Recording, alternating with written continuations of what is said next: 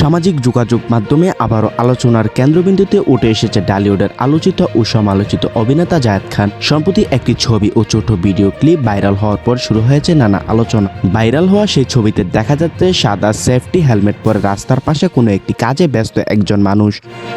অনেকেই দাবি করছেন ছবি সেই ব্যক্তিটি আর কেউ না বরং ঢালিউডের পরিচিত মুখ জায়েদ খান। জানা যায় বর্তমানে যুক্তরাষ্ট্রের নিউ ইয়র্কের অবস্থান করছেন জায়েদ খান।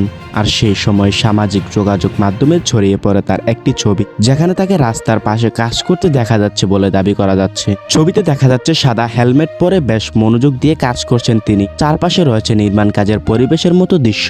ছবিটি প্রকাশ পাওয়ার পরপরই নেট দুনিয়ায় শুরু হয়ে যায় ব্যাপক আলোচনা।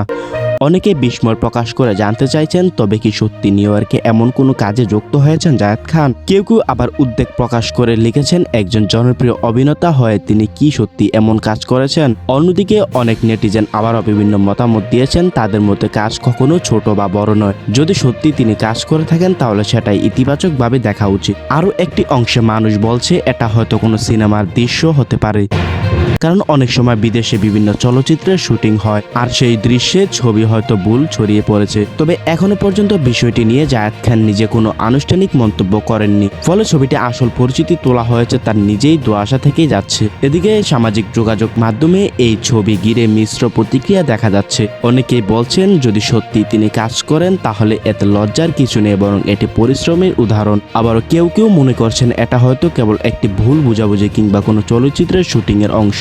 সব মিলিয়ে একটি ছবি আবারও আলোচনার কেন্দ্রবিন্দুতে নিয়ে এসেছে আলোচিত এই অভিনেতাকে। তাহলে প্রশ্ন থেকে যায়, ভাইরাল হওয়া ছবিটি কি সত্যি বাস্তব কোনো কাজের মুহূর্ত নাকি এটি কোনো সিনেমার দৃশ্য? আপনার কি মনে হয়? নিচে কমেন্টে করে আপনার মতামত জানাতে ভুলবেন না।